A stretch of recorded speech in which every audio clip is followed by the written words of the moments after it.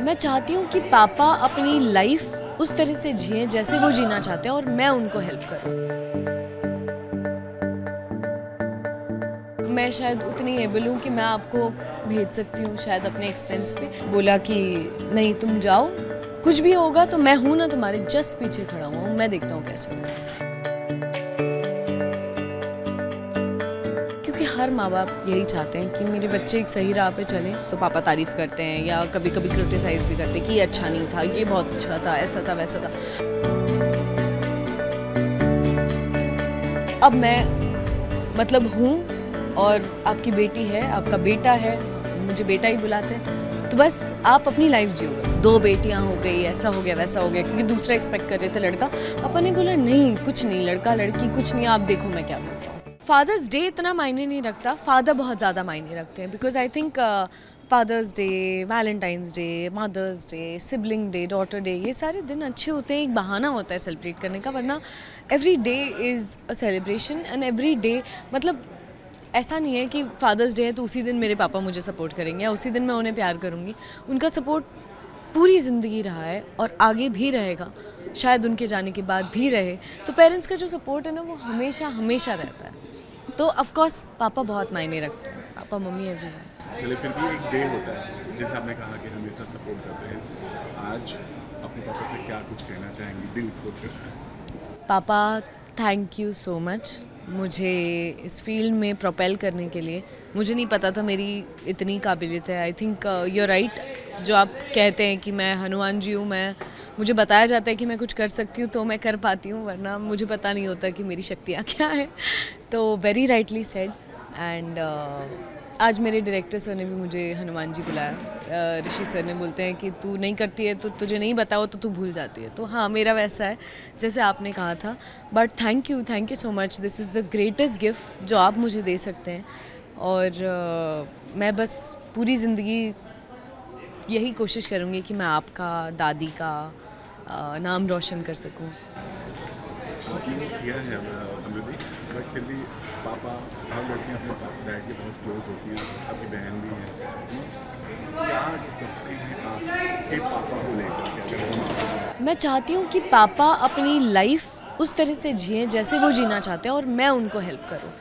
वो जहाँ घूमना चाहते हैं, मैंने आज भी बोला हुआ है, मैं 2 साल से पीछे पड़ी हूँ, आपको जहाँ जाना है, आपको अपनी बहन से मिलने दुबई जाना है, आप जाओ, ये करो वो करो। क्योंकि मैं समझती हूँ कि मेरी वो उम्र है कि मैं जवान हूँ, मैं घूमने फिरने के लिए बहुत टाइम है मेरे पास। लेकिन पापा मम्मी जब तक उनके पैर सलामत हैं, वो लोग चल फिर पाते हैं, तब तक घूम लो आप लोग। क्योंकि अब मैं शायद उतनी एबल हूँ कि मैं आपको भेज सकती हूँ शायद अपने एक्सपेंस पे।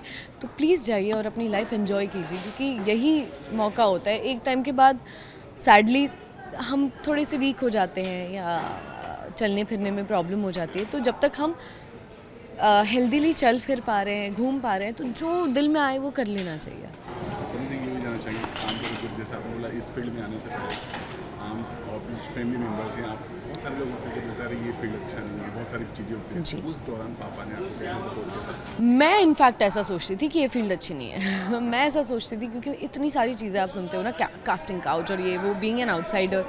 तो मुझे ऐसे, मैं एक इंट्रोवर्ट चाइल्ड, बहुत ही शाय, मतलब मेरी ड्रेसिंग भी बहुत ही तब कंजर्वेटिव, थोड़ी ढकी हुई होती थी, तो मुझे बिल्कुल कॉन्फिडेंस नहीं था एंड प्लस बहुत कॉन्शियस रहती थी। तो पापा टोल्ड मी कि तुम जाओ और तुम कोशिश करो। ऐसे नहीं पापा, मैंने इतनी सारी चीज़ें सुनी है, पता नहीं वहाँ आदमी कैसे होते हैं, लड़कियाँ कैसी होती हैं, इतने केसेस सुनते हो आप। तो उन्होंने बोला नहीं बेटा तुम जाओ, मैं हूँ पीछे। तो उन्होंने इनफैक्ट पूरी ऑपोजिट स्टोरी है कि मेरा वो मानना था और उन्होंने मुझे बोला कि नहीं तुम जाओ, कुछ भी होगा तो मैं हूँ ना तुम्हारे जस्ट पीछे खड़ा हुआ हूँ, मैं देखता हूँ कैसे होगा। तो ये कॉन्फिडेंस उन्होंने मुझे दिया और टचवुड आज तक मेरे साथ कुछ गलत नहीं। कहते हैं ना पापा की झलक बेटी में होती है, मतलब हर चीज़। तो क्या ऐसी चीज़ें जो आपको पापा से विरासत? ये एक्टिंग विरासत में मिली है, खून में है। मैंने ऐसा कुछ तीर नहीं मारा है, दादी से आई है।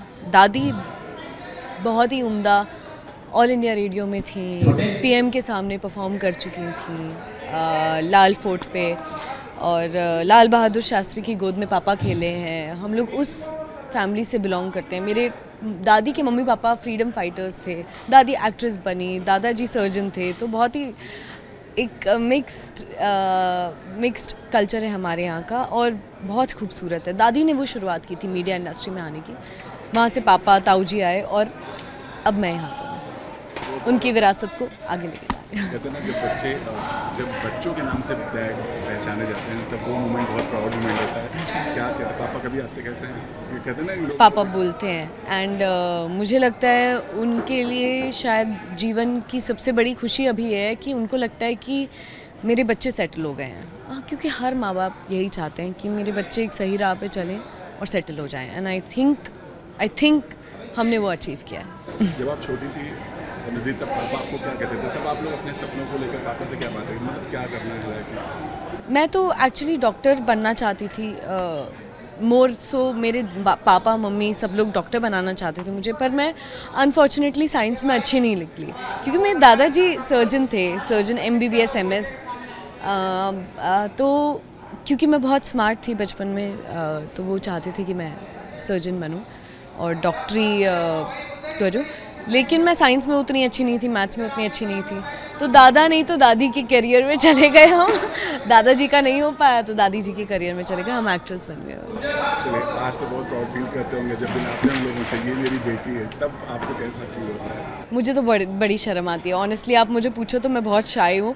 अगर अभी मैं रिसेंटली बाहर गई थी, मुझे एक दिन छुट्टी मिली थी, तो मैं एक दिन मार्केट गई और मेरे लिए बड़ा नया है, मतलब ठीक है यहाँ पे तो लोग आते रहते हैं, मिलते रहते हैं, लेकिन मैं बाहर गई और कुछ लोगों ने घेर लिया ऐसे आते जाते, तो मैं एकदम शाय फील करने लगी। मुझे लगा यार ये थोड़ा पता नहीं कैसे रिएक्ट करते क्या है, मैं बड़ा शाय फील हो रहा है, क्या है बड़ा नया सा, क्योंकि ठीक है आप 6-7 महीने ये कर रहे हो पर आपको पता नहीं है कि बाहर क्या हवा चल रही है ना, आप बाहर जाने का वक्त नहीं मिलता, तो अच्छी फीलिंग थी, but I feel mostly very shy. और जब पापा भी घर जाती हूँ रोज़ तो पापा तारीफ़ करते हैं या कभी कभी क्रिटिसाइज़ भी करते हैं कि ये अच्छा नहीं था, ये बहुत अच्छा था, ऐसा था वैसा था, तो मैं बहुत शाय फील करती हूँ। अगर बहुत ज़्यादा तारीफ़ कर रही होती है तो अच्छा ठीक है, हाँ मतलब ठीक है, तो क्या हुआ, सब करते हैं, हाँ ठीक है, वो तो डायरेक्टर सर ने करवा लिया था और ये और तो I am very shy in taking compliments, लेकिन होपफुली मैं I will try to accept compliments more. पापा से मार पड़ी है? एक बार जब बहन खो गई थी मेरी छोटी, मैं बड़ी हूँ उससे, तो मेरी बहन खो गई थी, बहुत छोटी थी वो, कुछ 4-5 साल की रही होगी, तो पता नहीं वो कहीं तो भाग गई थी, वो 2-3 बार भाग चुकी है छोटे में, जब 4 पैर पे चलती थी तभी भी भाग चुकी है, लेकिन एक बार मुझे चाटा पड़ गया था उसकी वजह से, तो हाँ वही एक बार था। इस फादर्स डे पर क्या कहना चाहेंगे आप जो फैंस देख रहे हैं? मेरे ख्याल से अगर आप 20 से ऊपर की उम्र में हैं, अगर आप कमा सकते हैं तो प्लीज़ अपने फादर्स को वो लग्जरी दीजिए कि आप बोल सके अपने फादर को, पापा अब आपको अगर काम करना है नहीं करना है आपकी जिम्मेदारी है, वो आपका लुकआउट है, खुशी के लिए जो करना है करो, बाकी मैं संभाल लूँगी या मैं संभालूंगा, ये खुशी दे दो अपने माँ बाप को, उनकी ज़िंदगी बाकी की जीने दो।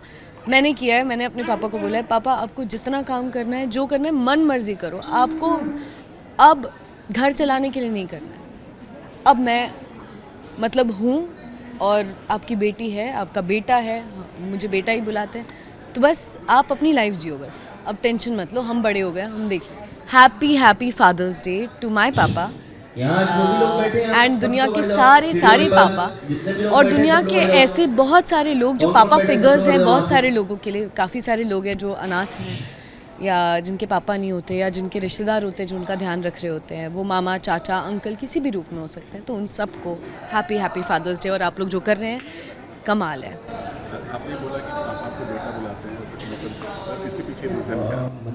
यही कि मतलब भाई तो नहीं है मेरा, सगा भाई नहीं है, लेकिन बेटा बुलाने का यही है कि एक आजकल तो सारी लड़कियां कमाती हैं, बट यूजुअली ये होता था ना पहले कि लड़कियां घर संभालती थी और बेटे कमाते थे, पर आजकल तो बेटियां बेटा हो गई हैं सारी। सही बात है जी, उनको कमी महसूस नहीं कराई आपने, तो आज प्राउड होता है कि उनका बेटा नहीं है, फिर भी आप लोगों ने। पापा तो जब हम पैदा हुए थे तभी भी उनको नहीं था, उनको दादी पापा मतलब पापा को 2 बेटियां हुई, उसके बाद भी कुछ लोग हैं बोल रहे थे अरे पवन आपको 2 बेटियां हो गई, ऐसा हो गया वैसा हो गया, क्योंकि दूसरा एक्सपेक्ट कर रहे थे लड़का।